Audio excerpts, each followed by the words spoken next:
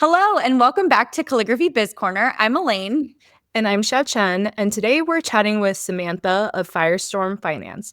Samantha is a bookkeeper for creatives, and through her business, she transforms messy financials into crystal clear roadmaps for success. I cannot wait for you to listen to this episode. It's short and sweet, but just jam-packed with good information and will make you excited about looking at your numbers. At least that's how I felt after our interview. But before we dive in, Elaine and I wanted to share a little update about the podcast, which you might have already seen us talk about a little bit on Instagram. And don't worry, our podcast isn't going anywhere, but we're just switching things up a little bit. We're moving from 2 episodes a month to 1 episode a month for now. We're both big fans of keeping a pulse and listening to what you need in the season that you're in and like being adaptable and making adjustments accordingly. And right now for both Elaine and myself, like this shift just feels like the best way to keep delivering on the value that we want to share with our community while also being able to create some space for other parts of our business that we want to grow. Yeah, we absolutely love creating and producing the podcast and getting to connect with you as well as our guests. And we know that you all love tuning in as well. So, this new schedule of just going down to once per month is going to help us keep producing and creating the podcast in a way that is more sustainable and without sacrificing quality or consistency, because we do want to make sure that we are still bringing you valuable content and that we're not just putting things out there to put them out there. So thank you so much for being a part of our podcast family. We can't wait to keep bringing you episodes that inspire, motivate you, and help you grow your calligraphy business. So back to today's episode. One of my favorite takeaways from this conversation with Samantha is that instead of being intimidated by our numbers or just avoiding them entirely, which I remember being in that phase of my business where I just didn't even want to look at them, being able to shift your mindset to actually realizing that like getting in touch with your numbers, looking at them on a consistent basis, knowing what the data is telling you is actually really empowering, because that is going to help you make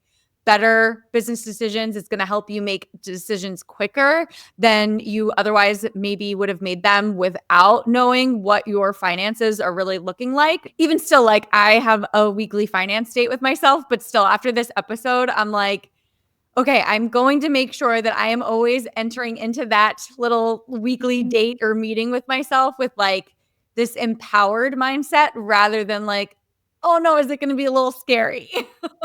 Yeah, that's so good. I love that takeaway. My takeaways for this one, in addition to what Elaine just mentioned, are some of them are like more tactical. So, first of all, I thought that we kind of knew what the main financial metrics were to look at for our business, but Samantha actually brought up a metric or like a new way of looking at a metric that I hadn't thought of before. And now I can't wait to dig into it because like I feel like there'll be some really good insights that I haven't, noticed before. So listen to the episode to find out what that is. Some of my other takeaways were around just like better financial habits that I can build for myself. So things like scheduling a review meeting with myself each month to really like analyze and understand like exactly what the numbers are telling me and like using that to guide some decisions before I go into the following month. And then I think this is so important, like rewarding myself for it. If it's something that we kind of dread or don't love in our business, like she talks about making it fun, but I like the idea of just like giving myself a treat for doing it. So we were talking about watching a show you like or eating some ice cream. And then the last takeaway for me that I'm like an action that I took for myself is I'm going to download the budgeting app that she talks about in this episode. And then you can put your ice cream treat into your budget. For what? You know it's always covered. If you listen to episode 20 with Erin, who is a money mindset and management coach, this whole conversation with Samantha was such a nice follow-up to it, because I feel like all of the kind of mindset pieces and the way that Samantha also approaches numbers was very aligned with the things that we talked about in Erin's episode. So if you haven't listened to that one yet, then go back and do that after you listen to Samantha's. We'll link the episode 20 in the show notes so you can quickly go back and tune in. So with 6 years of corporate accounting under her belt, a formal education in numbers, and the street cred of running 2 creative businesses, Samantha is uniquely equipped to help fellow creatives decode the story that their numbers are trying to tell them. When Samantha's not wrangling QuickBooks, you'll find her dominating on Xbox or curled up with a page turner, her husband by her side, and her pup Vivi keeping watch. She knows that clarity in the books leads to big, dreamy business moves. Ready to see for yourself? Let's jump into our interview with Samantha. Samantha, welcome to the show. We're so excited to have you. Before we dive into all your financial tips, we would love if you could share a little bit about your journey and what led you to specialize in bookkeeping for creatives. I read a little bit of your intro, and I saw that before you had Firestorm Finance, you actually had a couple creative businesses, and you were making clothing and creating stickers and pins from your art. I want to know all about this. Yeah, absolutely. So when I first got married in 2015, I was working a corporate job, but as soon as my parents left to move to Maryland, I don't know, I felt really I don't want to be corporate anymore. I don't want to work in the same place that my dad was working. I kind of want to do my own thing. So I started making kids' clothes and selling those from a cotton lycra fabric. It was really stretchy and nice. But I found that a lot of the times I had a hard time. I didn't have as thick of skin as I did then as I do now, but where people were like, hey, your prices are too high. And I'm like, but I put so much work into this. So why would you say it's so high? And so that was one of my ventures that I eventually fizzled out on because of that impact. But then when we moved here, I was like, I'm going to try again. I'm a little bit tougher. I can do this. I'm going to actually try and sell stickers and pins for my art. So I just started drawing daily, and I saw myself improving every day. And then I was like, why not just sell them as stickers and pins? And I did that for a while, but I was still at that point where I didn't look at my numbers. I didn't understand anything. I was just buying stuff. I was like, I want to create and sell stuff. That's all I want to do. I'm not going to look at the back end of things. And I got to the point of taxes, and my dad usually did our taxes at that point. And he goes, hey, so how much did you make from your business? And I looked at him. I'm like, what do you mean? I'm like, I don't know. I don't even know what I spent. I'm like, I'm pretty sure it was a loss, but I don't know. And he's like, well, you should probably figure that out. So I was like, oh crap. That's sort of the point. I was like, I need to get more information on this. I need to understand this. And I felt so a knot in the pit of my stomach. How do I get out of this? What do I do? And that's when I really started putting in the effort to actually learn. So I got an accounts payable job because I had a corporate background in accounting. I got an accounts payable job at a housing building company. I started to learn. I fell in love with numbers. They saw my potential and were like, hey, we think you could become an actual accountant. So they sent me to school. I did most of my schooling in a year. And then I was like, you know what? I don't want to work corporately. I want to help people who are like me, who didn't know what they were doing. So that's when I transitioned into being a bookkeeper. And it wasn't until I really dug into my past that I was like, you know what? I want to be a bookkeeper for creatives, because if they're anything like me, they don't want to look at their numbers either. So how do I help those people? I love that journey so much because it's so true. I feel like we just get so excited about the creative things that we're doing, our hobbies, whatever the case may be. And we're like, numbers don't really matter, right? Until you're like, oh crap, they really, really do. Yes. And I love that you realized that you had, strengths in accounting and numbers when you really started to dig into that. And then we're like, okay, I can use this now to help people who are just like me. I love it's such a beautiful melding of all of your interests into one. Yes, exactly. And I was like, that's what kind of makes me different, is because I came from that background instead of just being someone who's like, oh, I help creatives. I'm like, I actually was one once upon a time. Yep, exactly. Yep. So transitioning to calligraphers, like I just kind of said, we tend to love the creative side of our business, and calligraphers and creatives in general. So we do often kind of shy away or feel intimidated when it does come to the number side. So to kick off this conversation, do you have any advice or mindset tips that you can share to really help us embrace the data and the numbers a bit more? Yeah, absolutely. So I'm someone who always believes that you should make your numbers, your bookkeeping, your accounting fun. So instead of approaching it with a negative mindset or oh my goodness, I can't look at my numbers, approach it with the mindset of learning from it. So if you didn't hit a goal, you set a $10,000 revenue goal and you only hit 8,000, don't approach that with I failed. I can't believe I did that. Approach it instead with a mindset of, okay, I only made 8,000. How do I get to 10,000 next month? Like, what was holding me back? Was it my expenses? Was it I wasn't advertising enough? Figure out the whys and the hows instead of dwelling on what's going on and like your failure. Don't dwell on that. And then the other thing I like to say is like, make it fun. When you look at your numbers, don't just look at them. Like, grab a coffee, grab some wine, whatever it is that you want to do to make it fun.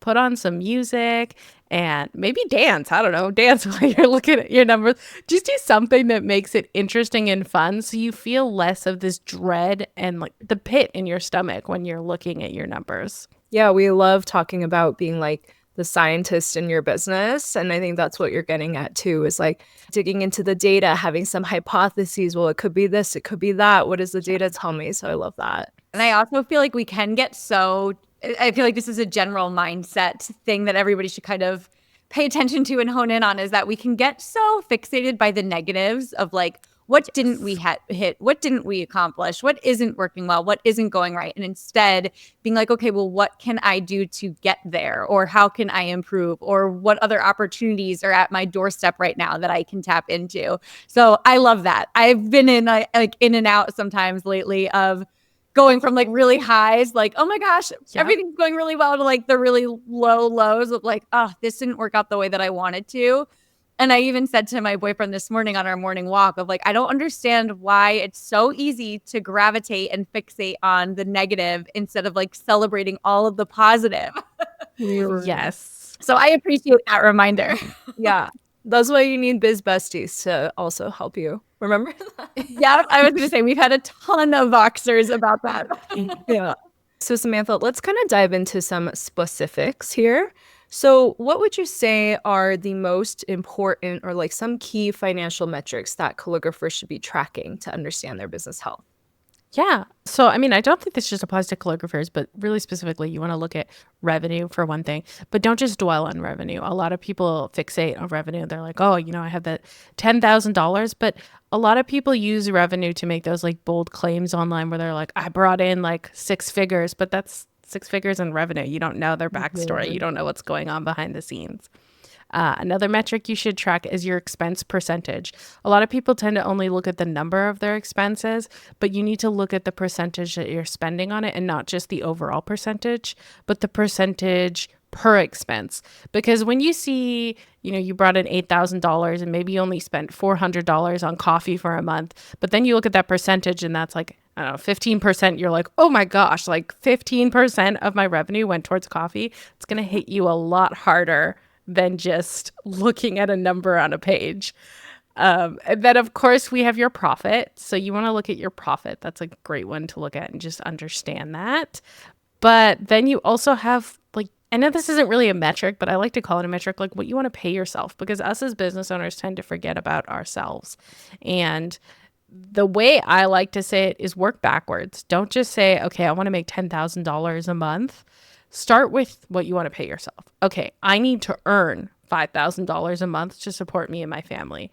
Build on top of that with your expenses. And then that's what you need to make per month, instead of leaving yourself out for last and being like, okay, I'll just pay myself what's left over. Because then you're going to get to this point where you're feeling a lot of burnout.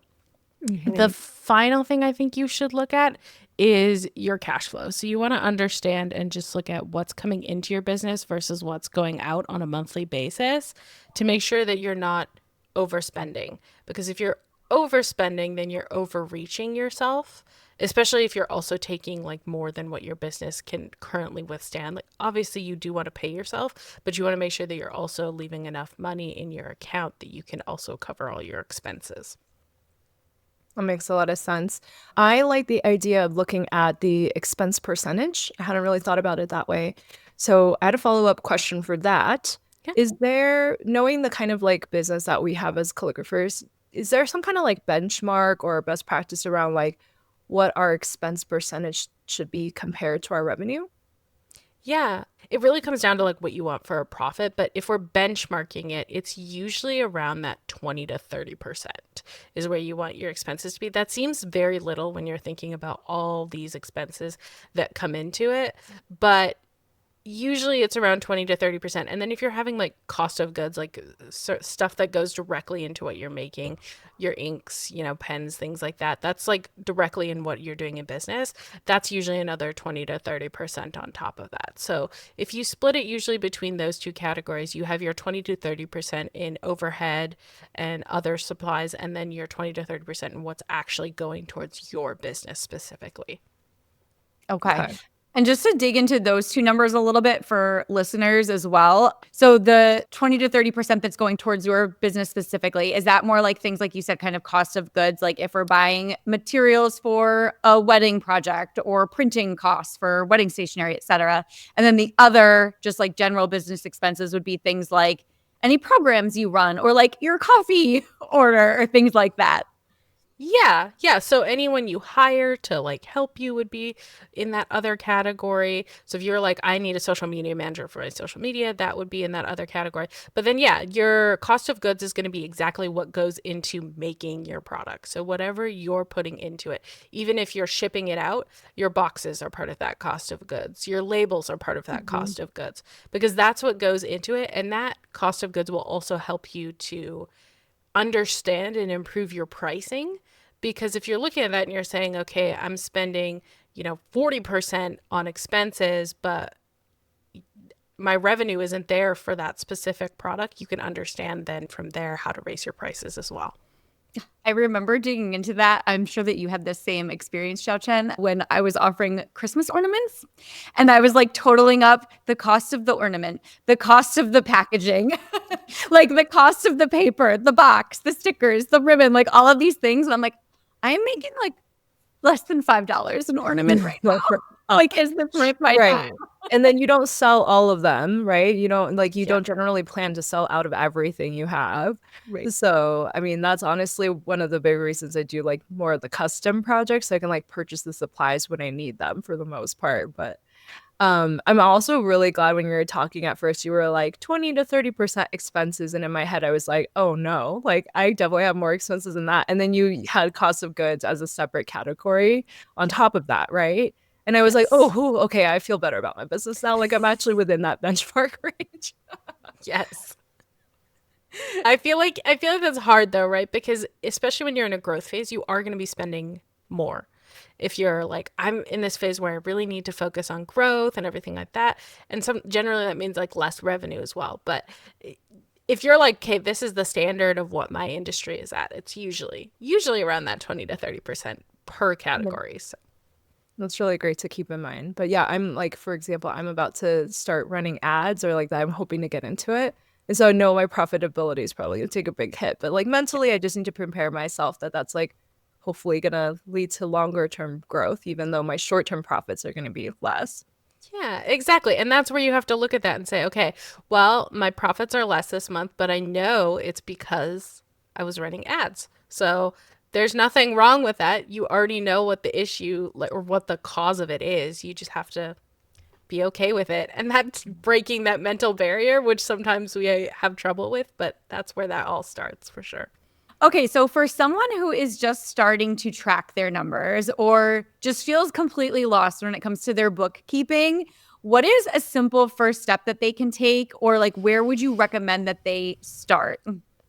Yeah, absolutely. So I always recommend to start with tracking, and you don't have to get a fancy software or anything like that. A spreadsheet is totally fine. So just track your income and expenses, like understand what is going in and out of your business. That's always the first step you take. And that's what I was talking about, making it fun. Like set up a monthly time every month to do that and put on a Netflix show. I don't know, watch The Walking Dead, whatever it is that you want to watch, and actually put in that effort. I'll have like anxiety around doing my accounting if I watch The Walking Dead. Shoot. Maybe like Ted Lasso. Yeah, something fun, something that'll keep you inspired. And just look at them, just track them and understand, again, what's going in and out of your business, because that is the first step to actually like reading the story that your numbers are actually trying to tell you. So they could even get started then with like a basic spreadsheet or something like that. Like you said, kind of taking note of the money that is coming in, the money that's going out, and starting to even maybe just categorize like this is kind of those two expense categories that you had mentioned earlier, like cost of goods versus just other business expenses, if they're not going to really dial in just yet on the nitty gritty, like, will that give them enough of a kind of starting picture? Yeah, because if they're putting that all into a software, like even a Excel, and they're looking at that and they're saying, okay, that was an advertising item. I hired a contractor to make my logo, whatever it is, they're going to understand, okay, that's what came out of my business. Then I brought in this much. It's going to at least give them that starting point, because a lot of people will say, okay, well, start off with an accounting software. And I think that that's too complex for someone who's very new to business, because if you get into an accounting software and you don't know what you're doing, it's quickly going to get to the point where you're going to feel overwhelmed and you don't want to look at your finances at all. So just starting on that spreadsheet and putting in that basic information will at least give you that head start to be like, okay, I know what I'm looking at. Now, how do I move my business further by putting it into an accounting software? Yeah, I love that. It's kind of like what you were saying earlier about just like removing the mental barrier or mental block to like just starting to look at your numbers. So like whatever feels easiest for you at the moment, at least just like do that so you can get started. Yes. Let's talk about business growth. How can tracking this data help calligraphers or creatives make strategic decisions about expanding their offerings or changing their offerings, raising their prices? Like, how do we use, now that we're tracking that data, how do we use it? Yeah, absolutely. So that comes back to kind of what I was saying, where you're going to really start to analyze them. First of all, I think you should always set financial goals. A lot of people tend to forget about their goals, and I used to not set any goals at all. But when I started setting goals, it helped to really understand my business a lot better, because I would say, okay, I want to make $10,000. I want to only have 60% in expenses. I want to make sure that I have at least a 40% profit so that I can pay myself 20% of that, or whatever your number is, because that's where you kind of build up to it. So now that you know that and you're like, okay, I only want to spend 60% in expenses, whatever that number is. If you're going over that, that's where you have to ask yourself, was it worth it? So now that you know your numbers, you're looking at everything, you're looking at that data in your QuickBooks, you know what that percentage is, and you look at that $400 coffee order and you're saying, was that worth it? If it did and it lit you up and you're like, yeah, I was on fire last month, like, go for it. Like, that's absolute. I love that for you. But if you're like, what the heck? Like, why did I spend $400 on coffee last month? That's where you start to learn more like about yourself and kind of like curb those spending habits. So you can be like, okay, I want that $400 to actually go towards advertising so that I can gain more people coming into my business. That's how you're going to start to pivot. And then as well with your cost of goods, if you're like, hey, I only want my cost of goods to be at 20 to 30%. If your cost of goods are at 40%, that's a red flag for you right there, because you're looking and you're saying, hey, I'm spending 40%. I need to up my revenue. Like, how do I make sure that that 10% is built into the revenue instead of coming out of my pocket?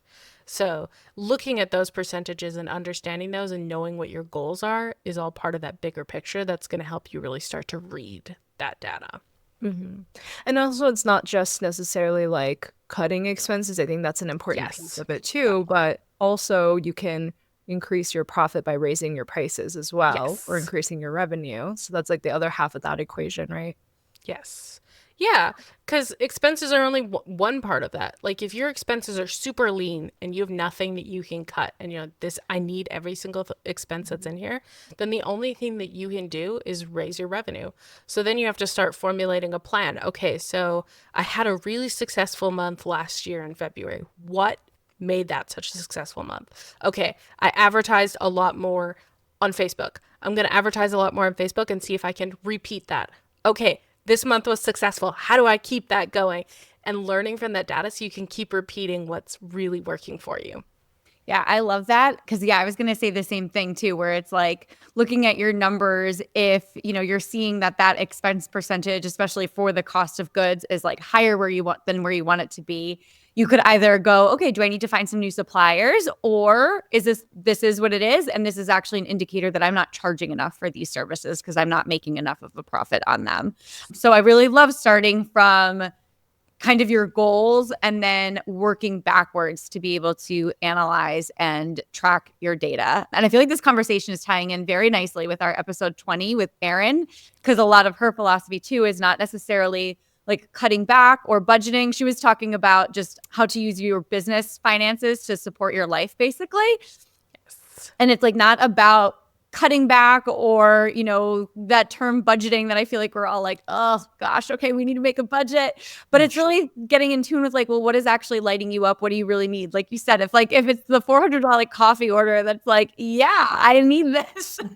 Yeah. Then maybe there's another place where you can shift things around. Yeah, absolutely. And I love that. And that I talk about that a lot, where budgeting is not restrictive. Like everybody thinks of budgeting as some sort of restrictive thing. Again, budgeting I take as a thing where you're learning from it. So if you set a $500 budget on ads, but you spent $600, all you have to look at that and say is, okay, did that extra $100 do something for me? That's not to say, oh crap, I spent an extra $100 on advertising. That's like, why did I spend $100 on extra on advertising, and did it work for my business? Honestly, this conversation is really like motivating me to now go look at my numbers. I'm like, I'm just gonna open my QuickBooks real quick.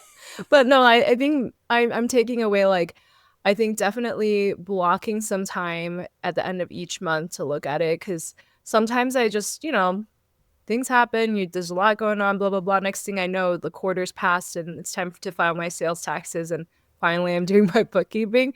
But I think like, just like you said, the data can be so much more powerful in informing my decisions more quickly if I look at it more often. Like I can make more changes and more decisions and adapt to my business more quickly if I'm looking at that data on a more frequent basis. Not like every day or even necessarily every week, but I think on a monthly basis is a really good cadence. Yeah, absolutely. And I always tell my clients that too. Like, even if you have a bookkeeper, even if it's not me, if you have someone else as a bookkeeper, you still need to sit down and look with your numbers, because you're the business owner, you're the decision maker, you make those decisions. So you need to also sit down and look at the data that's being presented to you and saying, okay, how can I better my business? And how can I utilize the information that they're giving me to make it better?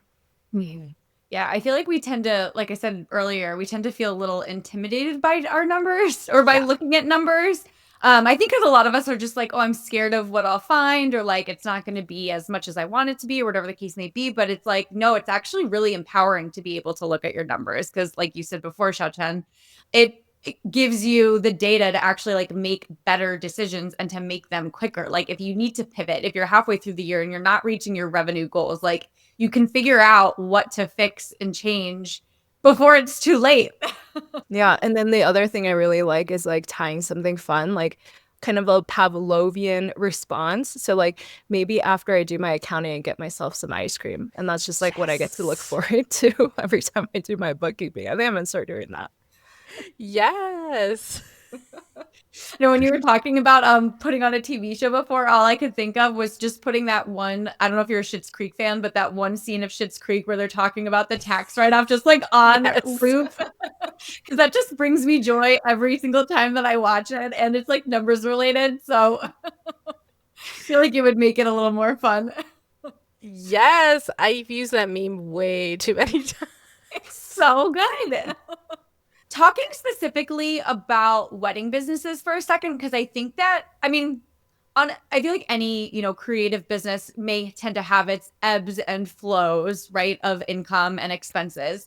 But weddings in particular are definitely a more seasonal business model, even with live events as well. We have high and low seasons based on holidays and, whatnot. So what advice do you have for preparing ourselves and our businesses for those slower seasons? And then how can we use that financial data to like plan ahead and better prepare ourselves and stay more financially stable?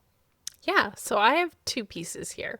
The first one is that you should be building a financial buffer. Everyone advises 3 to 6 months of expenses, and you don't have to do that all at once. I always tell everyone I know, like, you don't feel pressure to be like, oh my gosh, I have to set aside like $3,000 like right away to cover that. No, work at it slowly. Like start with $100 a month, start with $200 a month, put it in a different savings account, build it up as a buffer so that you have 3 to 6 months of expenses in case you're ever super, super slow, you have a backup there. And then don't touch it. Like a lot of people will be like, oh, I'm going to take that money and use it elsewhere.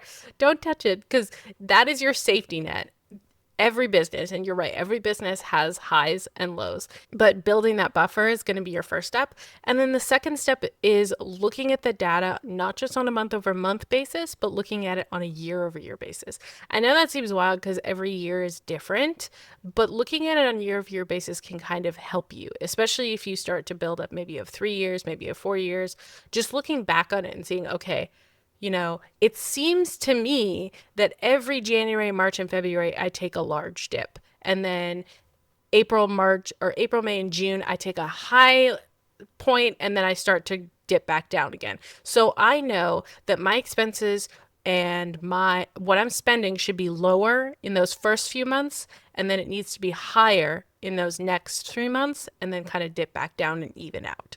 So I know that if I'm going to make any huge expenses, I need to do that either before that period or I need to do it after that period, because then that'll help you to start to plan around that. And instead of being kind of thrown into the midst of it and be like, oh my gosh, I don't know what to do, I'm running out of money, you're at least a little bit more prepared. And again, that's not saying like cut out expenses. It's more just saying what can you shift to those periods, or what can you hold back from those periods to make sure that you're not causing yourself to dip really, really low.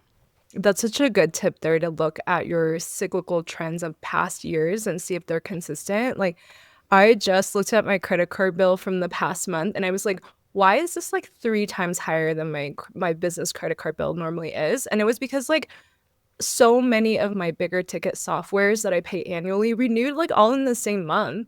And I'm like, I think I should have made a note of that somewhere, because that obviously happens every February, but somehow it still caught me off guard. And I'm like, well, luckily I had built enough of that cash flow reservoir, or whatever the buffer you were talking about, that I can pay off the credit card bill. But like, I'm definitely going to put like a calendar reminder or something next year. So I'm like, hey, in January, like, hey, reminder, February's going to be a big credit card month. Yeah, the same thing happens on mine, because I feel like as we're starting businesses too, you're signing up for all of the softwares and the subscriptions right away. And then you're like, oh my gosh, okay, now these are all due at the same time.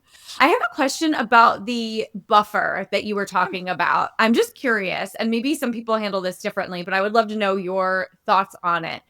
Because I know you said building up, the typical that we hear is 3 to 6 months reserve for your business expenses. Do you factor salary into that as well if you're paying yourself, or do you really just hold it for like business expenses? And if your salary has to take a hit, then that takes a hit. Yeah, I mean, I would. So I would factor not just your salary in there, but if you have employees, factoring your employee salaries in there as well.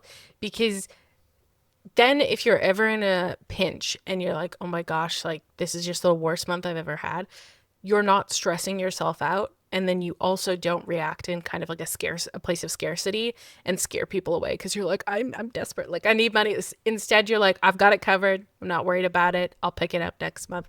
But then at least you're covered, your employees are covered, all your expenses are covered, and you can feel at least some sense of peace during that month, even though it's not your best month. Yeah, I love that piece of advice. So I feel like we talked about a lot of like things we can put into practice during this conversation, but do you have like a favorite financial habit or practice that you would recommend to everyone that can really make an impact on our business over time? Yeah, actually, and it connects to what you were just talking about with your expenses. So I'm a firm believer in a budgeting software called YNAB. It's called You Need a Budget. And it's where you'll put in like all of your expenses and everything like that. And everybody always says, oh, like I said, budgeting, they think it's a scary thing. They think it's a little bit restrictive. But the point of it is not necessarily to be restrictive, but more so to put in everything that we know we have coming out for our business so that we can make sure that we're covered. Even if you're going to put it on a credit card, just understanding, okay, this comes out every year at this time. This comes out every month at this time. I know that I need to cover that by next year, so I'm going to have to make sure that that money's in there at some point. And as scary as it is, I think that that's one of the things where at least you're prepared for that. And that will also help you to build that buffer, because if you know exactly what all of your kind of fixed expenses are, your buffer is going to be a lot more firm, because you're going to be like, okay, I know I have $200 in subscriptions that come out every month. I've got to have at least $600 for those every month. But just putting those into, even if it's not like a budgeting software, just a spreadsheet, and saying, okay, these are all my subscriptions. These are all of the people that I pay, like service providers, whatever it is. This is where I get all my materials. This is the average cost of them, just to understand that part of it, because you can look at your profit and loss, sure, but your profit and loss only shows you like the bigger picture. It doesn't really dig into like the line items and the nitty gritty and all when those subscriptions come out. You can look in that in QuickBooks, but if you're not using QuickBooks yet, it's a great way to kind of just get that in your head so that you know when your subscriptions are coming out. Yeah, that's so good. What was the app called again? You Need a Budget, or YNAB, YNAB, or You Need a Budget. Like it's called You Need a Budget, but yeah. Got it. Okay, I was hearing like wine app. I'm like, what does wine have to do with accounting? Sign me up for that one. Yeah. Okay, well, we'll find it and link it in the show notes. Yeah, I like the idea of that because it's, like you said, it's a little more proactive and forward thinking versus reactive. I feel like that's a lot of what this conversation has been about, is just like you being in the driver's seat and taking control of your numbers and your finances and your budget or whatever the case may be, versus letting it happen to you or steamroll you over, God forbid. So I like the idea of that being more forward thinking, because it's like you can track your profit and your loss, your expenses, et cetera, in a spreadsheet, but like, are you also able to keep track of like what's even coming in or what is going to be going out in the future? And I think taking a look at that bigger picture is just also really empowering and helps you better plan for some of these ebbs and flows that literally every business owner is going to experience, but setting you up so that you're not panicking or, like you said, in that scarcity mode of like, somebody please give me their money. Yes. Yeah, I'm a very firm believer in being both proactive and very intentional with your business money. I actually talked about this in a podcast episode I did last week or this week, where it was about intentional investments, like making sure that you're looking back at your investments in your business and understanding if they served you or if you bought them from a place of fear or emotionalness. Like what forced you to buy this? So if you bought like a $5,000 course last year on calligraphy, let's just say calligraphy, and you went and you're like, I already knew everything in that course. Like that was a huge regret of mine. Why did I buy it? Maybe it was you saw an ad that was just so powerful that was like, yeah, I want to buy that because that ad is just like, wow, that's killer. But if not, and you're like, okay, I didn't think I was good enough, so I bought that. That place of fear, that place of not trusting yourself. So being intentional and understanding your finances so that you can be proactive is just, that's going to change your entire world. It's going to change your entire business. I love that. We're both here for that. I feel like it ties into our Empowered CEO series where we talked about action, because like taking action in your business, and a lot of it had to do with just like taking a more proactive stance. So this mindset, this like frame of thinking, even when it comes to your numbers, is just very well aligned with all of the things that our listeners are used to hearing, but also the things that we believe and try to practice in our own businesses as well. So then if our listeners want to keep learning from you, if they want to connect with you, learn more about your work, if they are interested in bookkeeping services themselves, can you let us know where they can find you? Yeah, absolutely. So I'm most active on Threads, Instagram, and LinkedIn, and all three places it's at Firestorm Finance. LinkedIn, it's just under my name, Samantha Eck.